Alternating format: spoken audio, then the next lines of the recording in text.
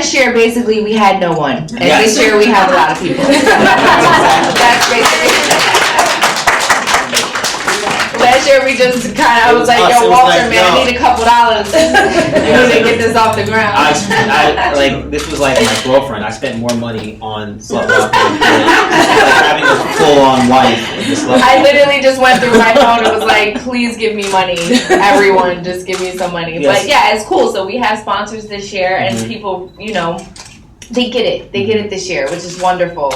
Yeah. But we still need more, and we want to do this next year. And Amber wanted to do this in New York and Miami and really across the globe, because it doesn't just affect the women here in Los Angeles. It affects women everywhere in every country, and so that's our goal. That's the foundation's goal. So hopefully, with the help and support of you media folks, to kind of put some pressure and just enlighten people, so that other companies and other people that can help us kind of move this mission forward. For sure. All right. I was called a slut when I was still a virgin, right? Wow. So when you say, like, the definition of a slut is a woman that sleeps with a lot of people and she's very promiscuous. Well, that's not true, because if I was called a slut when I was a virgin, how am I? That was like, I was the school slut, right? So for me, I can say it, and like I said earlier, I can say it until I'm blue in the face. Hey, I never did that. You don't understand. I'm not a gold digger. I'm capable of love. Like, this is really me. It doesn't matter. People are always going to have their own opinions about you. So for me, what takes the pain away and the extreme bullying that I've dealt with is to just say, I'm a slut. It's okay. I'll embrace it, and I won't let you hurt me anymore. Let's go to the beginning. So the reason this is called a slut walk in the first place is because the woman who started the slut walk was a rape survivor who was told by a police officer, if you don't want to get raped, don't dress like a slut. Yes, yeah. So slut shaming perpetuates rape culture. We live in a country where 98% of accused rapists walk free, and 4 out of 5 women will experience sexual abuse or rape of some form. I am a sexual abuse survivor. I got my first training bra in the 1st grade. By 7th grade, I was a double D. I too was a virgin, and people were calling me a slut. And I think the word is supposed to shock you. It's supposed to offend you. But I will challenge those who are offended by the word slut and say, if you're more appalled by the word slut than you are by the reason that we have to have a slut walk in the first place, you're a part of the problem. And so we need to address that. And I'm also a member of the LGBT community, and I call myself queer all the time. So it is about, you know, sometimes black people use the N-word.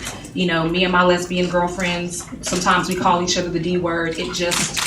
That's, you reclaim the word and you give it a new meaning for you. So it's about empowering one another, but at the core, it's about ending slut shaming because it perpetuates rape culture. You should be more offended that 98% of accused rapists walk free than you are by the word slut. Yeah, and you know what? When on social media, when they're just like, you're a slut, you're a hoe, I like laugh at it now. It's like, it doesn't. I sleep like a baby at night. It doesn't bother me anymore because I'm like, I am. It's cool. Listen, if going on a date with a guy, if sleeping with a guy makes me a slut, everything that we do as human beings, especially being single, it's like, just embrace it, man. I also think this is an opportunity to really address just shaming in general, too, and to learn as humans how to talk to each other and disagree with each other.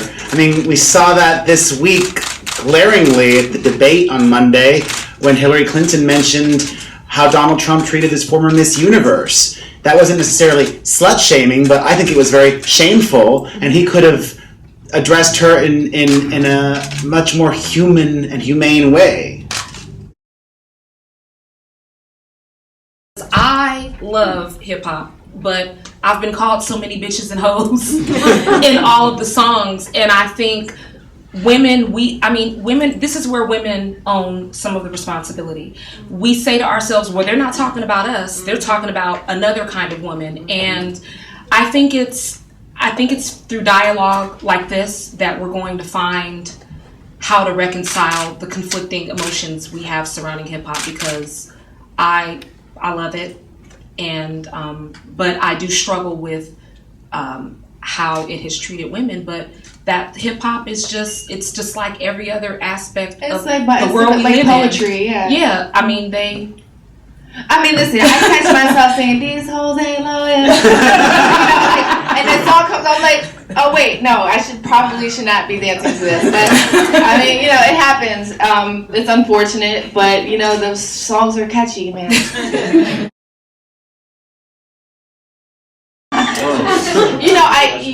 I'll be honest with you. I want to be happy. That's all I want. I just want happiness. That's really all, and health and happiness for me and my family. That's it. Yeah.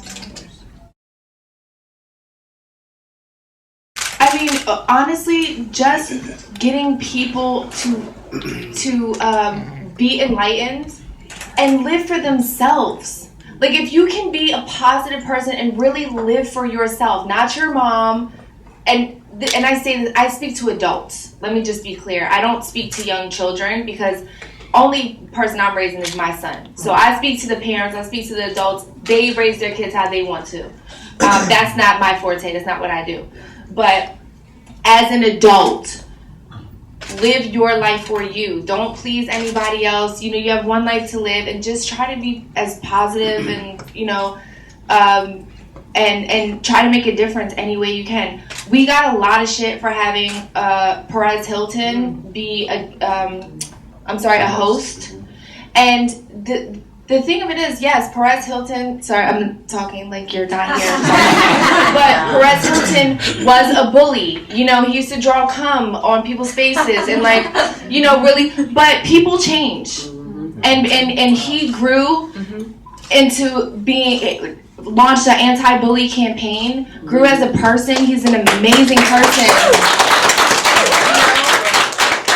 And sometimes, I've called women hoes, sluts, a million times growing up, just because I was mad that she got the boy that I liked, or I felt like she was prettier than me, or she got more attention. I'm like, oh, she's such a hoe, she's such a dirty bitch. I mean, I'm from Philly. I grew up with a foul mouth, and I just hate, I hated girls that had, got to have sex with boys that I liked, whatever. But I grew as a person as well, and I have my second chances to be great, and we should give the same respect to Perez Hilton for growing as a person and changing his life. Let me just, if I can make one more thought. The Amber Rose brand is by design very disruptive because she herself is disruptive, and she says exactly what she wants to say and how she wants to say it. And for a while, for example, if you go downstairs to the lobby and ask for the SlutWalk conference, they won't know what you're talking about because they asked us to remove SlutWalk, and the label says Amber Rose Conference, right? And so some of the biggest obstacles are people just, we are sitting up here fighting for women who have been raped and abused and have been slut shamed. And as Amber always says, if you just get a quick Google, you'll see that this is about helping women. This isn't about tearing them down. But if you just see the word SlutWalk, brands wouldn't talk to us, as Amber would say, brands wouldn't fuck with us last year. Right? You would. And so she did 100, so many interviews just trying to explain SlutWalk and what it is and what we're trying to accomplish. So the biggest obstacle is just ignorance, self-imposed ignorance, right? There's the resource and the tools. Didn't even try to want to know just what SlutWalk is. Yeah, so I just, if people would take a moment and just open their ears and listen and hear what this woman is trying to say and what she's trying to change, then I think we could go much further. But it is that we went back and forth about changing it from SlutWalk, which is not Amber's idea. It's a actual. Well, because we couldn't get any money. I mean, listen, sorry to cut you off, Walter, but last year, like I said, I hit up every rich person I knew and literally just asked them for money. I'm like, yo, I need money to put this on. And thank God I've made amazing friendships over the years. But me and my business partner put in tens of thousands of dollars of our own money just to get it off the ground. Just to, have it last year. It was so grassroots. I mean, we literally... every single sponsor that we wanted was are you fucking kidding me? Like, no way. Like, we don't want to associate our brand with that. And like, you know, we really, we went in and we put our blood, sweat, and tears into this just for women. Literally just for women. We work 14, 16-hour days to get this off the ground. And we make no money. We do it for the passion. We love it. And this is like, I love helping women. It's literally like, it just, and you understand. Yeah. It's just like, when you're an activist, it is your entire life. You wake up thinking about it, you go to bed thinking about it, you dream about it. It's just like your entire life. You can't sleep unless you feel like you're doing something to facilitate the change that you want to see. Right. And to, you know, piggyback off of the answer you gave to that gentleman there, someone said to me a long time ago, you know, friends and fans, they may come and go, but the bitch in the mirror you stuck with forever. And you better do right by her. And it goes back to being able to own who you are and not have to feel apologetic for it. And I think that is what empowers us and allows us to continue to educate others. And I think education is how you facilitate change. It's how people evolve. And Perez is an amazing example. Evolution is a beautiful thing.